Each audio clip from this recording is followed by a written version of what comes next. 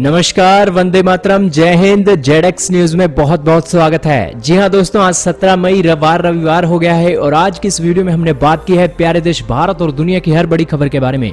तो वीडियो शुरू करने से पहले आप सभी से गुजारिश है कि चैनल पर नए हैं तो चैनल को सब्सक्राइब जरूर कीजिएगा और ऐसी ही नॉलेजफुल वीडियोस को देखने के लिए एक चैनल को सब्सक्राइब शेयर जरूर कर दीजिएगा, क्योंकि ऐसे हमारे व्यूअर्स तो बढ़ेंगे ही और साथ में आपके लिए जो न्यूज हम लेकर आते हैं उसकी जानकारी भी आपको तह से मिल सकेगी। तो शुरू करते हैं आज की बड़ी खबर के साथ। जी हां दोस्तों, कोरोना देश में आज 90,648 केस अब तक सामने आ चुके हैं। हालांकि एक दिन में शनिवार को सबसे ज्यादा 4,792 संक्रमित मरीज सामने आए हैं। हालांकि महाराष्ट्र में 30,000 के पार मरीज पहुंच गए हैं। तो सबसे ज्यादा मामले आज गुजरात में देखने को मिले हैं, जहां पर 1,057 मरीज बड़े हैं। हालांकि गुजरात में 700 सुपर स्प्रेडर कोरोना पॉजिटिव मिले हैं। हालांकि ये सुपर स्प्रेडर वो माने जाते हैं जो दूध, सब्जी और फल विक्रेता, किराना दुकानदार और पेट्रोल कर्मियों की जो ग्राहक होते हैं और जो एक उनके मालिक होते हैं, वो सुपर स्प्रेडर माने जाते हैं। हालांकि दोस्तों, आपकी जानकारी के लिए बता दें कि शनिवार को महाराष्ट्र में 1606, गुजरात में 1,057, तमिलनाडु में 477, दिल्ली में 438 केस सामने आए हैं। चलते हैं अगली बड़ी खबर पर। यह खबर जुड़ी हुई है लॉकडाउन से। जी हां दोस्तों, देश के 30 जिलों में सख्त लॉकडाउन जारी रहेगा। दिल्ली में छूट मिलने की संभावना कम है। जी हां दोस्तों, भारत सरकार लॉकडाउन 4.0 को आगे बढ़ाने के बारे में सोच रही है, लेकिन देश के 30 जिलों में जहां पर कोरोना वायरस के संक्रमण के मामले लगातार दिन प्रतिदिन बढ़ते जा रहे हैं, वहां पर लॉकडाउन में किसी भी तरह की छूट नहीं दी जा सकेगी। और इसी के साथ साथ महाराष्ट्र की राजधानी मुंबई, औरंगाबाद, पुणे, पालघर, सोलपुर, नासिक और ठाणे में अब लॉकडाउन में और सख्ती बरती जाएगी। हालांकि ऐसे ही भारत के अलग अलग हिस्सों में भी सख्ती बरतने के सरकार के आदेश लॉकडाउन 4.0 में दिखाई दे रहे हैं। चलते हैं अगली बड़ी खबर पर। यह खबर जुड़ी हुई है, 1 घंटे में 250 लोगों की कोरोना जांच करेंगे कुत्ते। टेस्टिंग किट से भी तेज है कुत्ते। जी हां दोस्तों, ब्रिटेन की एक संस्था ने अब ऐलान किया है कि कुत्ते अब कोरोना वायरस की जांच करेंगे। इसके लिए उन्हें ट्रेन किया जा रहा है। फिलहाल कोरोना पॉजिटिव के संक्रमणों की मरीजों की संख्या के लिए ये एक बेहतर ऑप्शन हो सकता है, क्योंकि ये अगर कामयाब होता है तो 1 घंटे में 250 लोगों की जांच एक कुत्ता कर सकता है। हालांकि शुरुआती जो नतीजे आ रहे हैं वो काफी अच्छे आ रहे हैं और इसी के चलते ब्रिटेन की संस्था ने इन कुत्तों को अब ट्रेन करने का मन बनाया है। चलते हैं अगली बड़ी खबर पर। यह खबर नेपाल से जुड़ी हुई है। जी हां दोस्तों, लिपुलेख विवाद नेपाल और भारत के बीच बहुत ज्यादा बढ़ गया है और नेपाल और भारत के बीच अब सीमा पर फोर्सेस आमने सामने आ चुकी हैं। जी हां दोस्तों, नेपाल ने सीमा पर भेजी फोर्स, कहा 1 इंच भी नहीं छोड़ेंगे जमीन। जी हां दोस्तों, नेपाल का कहना है कि भारत ने जिस सड़क का निर्माण उसकी जमीन पर किया है, वो जमीन भारत को लीज पर यानी कि किराए पर तो दी जा सकती है, लेकिन उस पर दावा नहीं छोड़ा जा सकता। हालांकि ये गौर करने वाली बात है कि पिछले 2 सालों से नेपाल और भारत के बीच ये इस लिपुलेख दर्रे में निर्माण कार्य हो रहा है और कैलाश मानसरोवर यात्रा के लिए ये लिपुलेख दर्रा बहुत काम का माना जा रहा है और भारत की चाइना सेना के खिलाफ मोर्चेबंदी के लिए भी ये मोर्चा काफी कामयाब माना जाता है। और इसी के चलते अब 2 सालों के बाद जब निर्माण कार्य यहाँ चल रहा है तो आज आखिरकार क्यों नेपाल को इतनी आपत्ति हो रही है। खैर, एक्सपर्ट्स का तो यही मानना है कि नेपाल ने आज इसलिए आपत्ति जताई है क्योंकि चाइना ने उसे ऐसा करने के लिए बोला है। हालांकि आर्मी चीफ नरवणे जी ने नेपाल को अच्छी फटकार लगाई है और उसका ऐसा कहने पर उन्हें एक बेबुनियाद बयान देने के बारे में एक शर्मनाक टिप्पणी भी भारत के आर्मी चीफ ने आज की है। चलते हैं अगली बड़ी खबर पर। यह खबर जुड़ी हुई है कोरोना वायरस से। जी हां दोस्तों, खाड़ी देशों में फंसे हैं 85 लाख भारतीय मजदूर।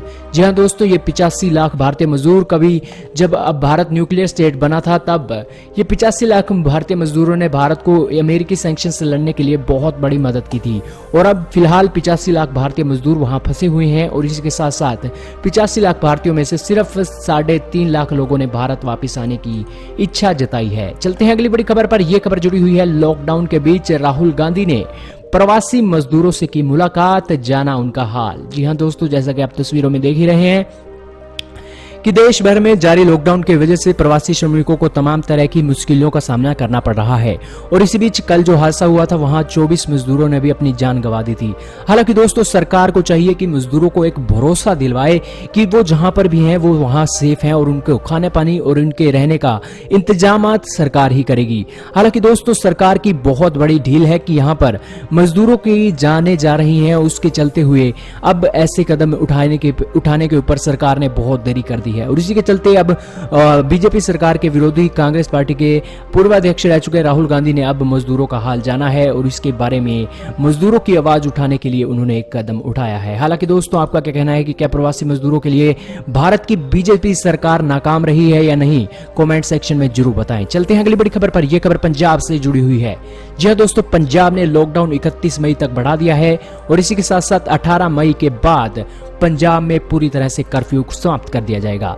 जी हां दोस्तों, पंजाब के मुख्यमंत्री अमरिंदर सिंह ने शनिवार शाम को कहा कि राज्य में लागू कोविड-19 लॉकडाउन 31 मई तक जारी रहेगा और लेकिन सरकार जो कर्फ्यू वाली पाबंदियां लगा रखी हैं सरकार ने वो हटा दी जाएंगी।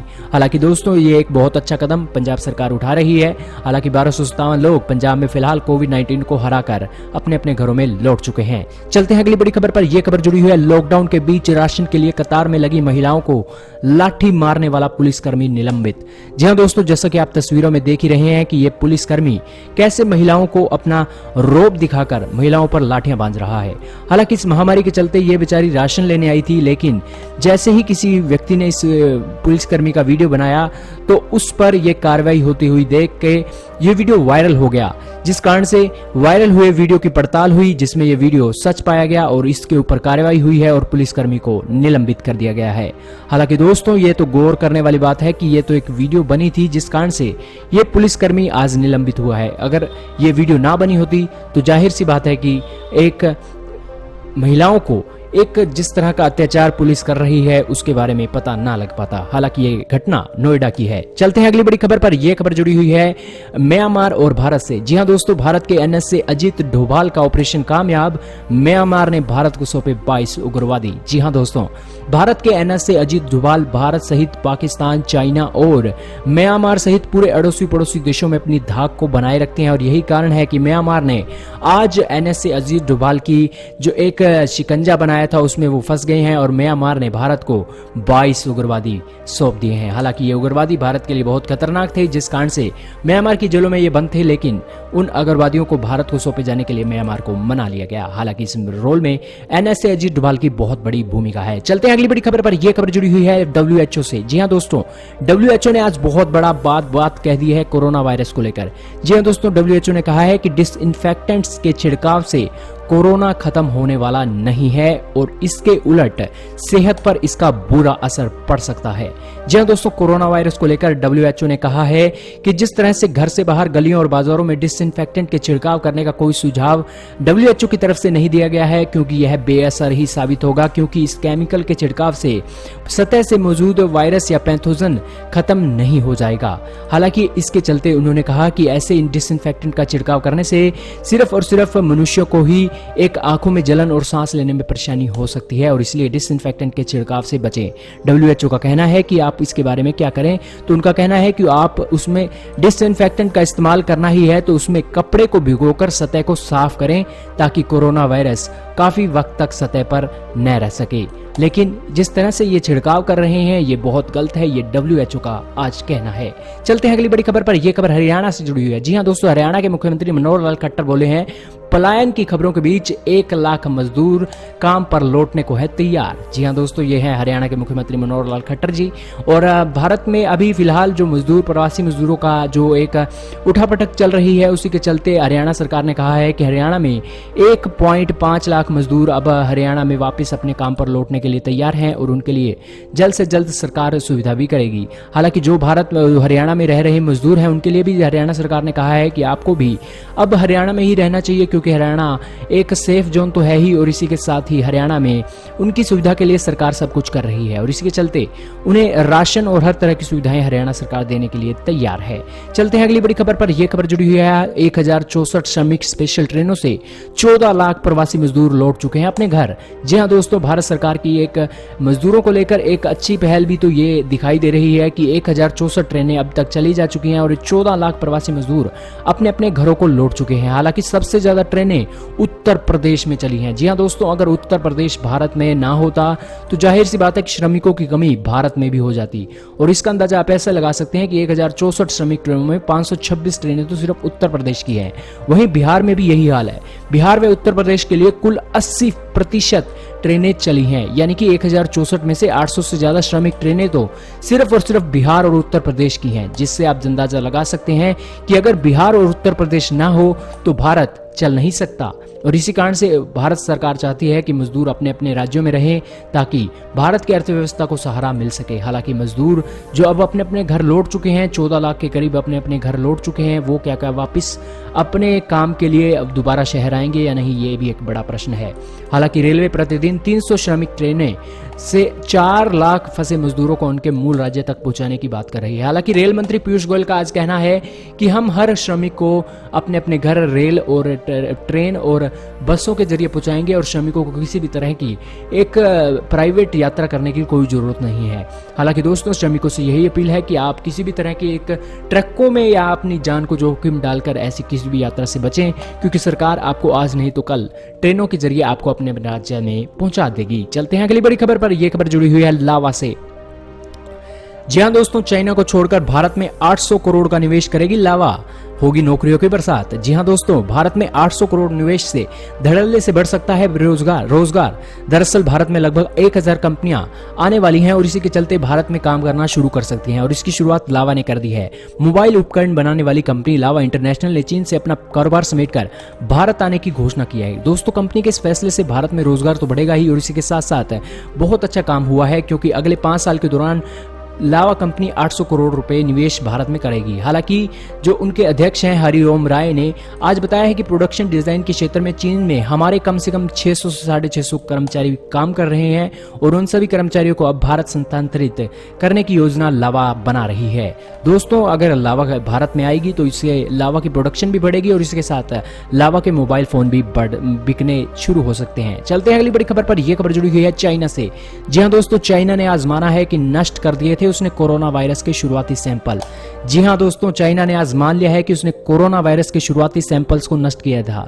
हालांकि अमेरिका इस बात का आरोप तो बहुत पहले से लगा रहा है कि दुनिया को कोरोना वायरस के बारे में पता न लगे, इसलिए वायरस के शुरुआती सैंपल चाइना नष्ट कर रहा है। हालांकि चाइना की तरफ से कहा गया कि हमने ये सैंपल इसलिए नष्ट किए गए हैं ताकि वो जो एक सेफ्टी मेजर होते हैं, वो सेफ्टी मेजर उस लेबोरेटरी में कहीं वो कोरोना वायरस को फैला न दे, इसलिए उन शुरुआती सैंपल्स को नष्ट किया गया है।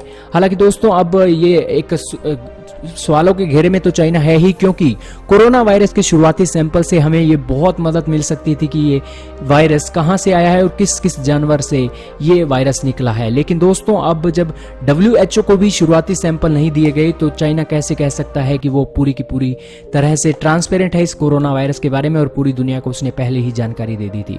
हालांकि शुरुआती सैंपल जिस तरह से आक्रामक तरीके से नष्ट किए गए उससे चाइना दोषी है, इस बारे में पता लगता है। चलते हैं अगली बड़ी खबर पर। यह खबर जुड़ी हुई है कोरोना वायरस यूरोप में। जी हां दोस्तों, यूरोप का पहला देश कोरोना वायरस से मुक्त हो चुका है और इस देश का नाम है स्लोवेनिया। जी हां दोस्तों, महामारी से इस देश ने खुद को आजाद कर लिया है। दरअसल ये बहुत ही छोटा देश है। दरअसल 20 लाख की आबादी वाले स्लोवेनिया नाम के इस देश में अब लॉकडाउन के लिए प्रतिबंध हटा दिए गए हैं। जी हां दोस्तों, रास्ते खुल गए हैं, जैसा कि आप देख रहे हैं, सड़कों पर लगी हुई लाइनें हैं व्हीकल की और इसी के साथ 20 लाख की आबादी वाले इस देश में दरअसल 1464 लोग कोरोना वायरस की चपेट में आए थे और 103 मौतें यहां पर हो चुकी हैं।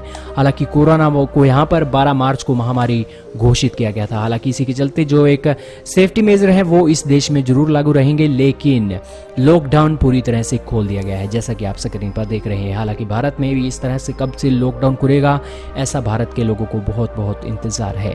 वहीं दोस्तों, आज की इस रिपोर्ट में सिर्फ इतना ही था। हमारा उद्देश्य आज आपको देश और दुनिया की हर बड़ी खबर के बारे में सूचित करने का था। वीडियो आपको कैसी लगी हमें लाइक और कमेंट करके जरूर बताएं। वीडियो को आपने यहां तक देखा उसके लिए आपका बहुत बहुत धन्यवाद।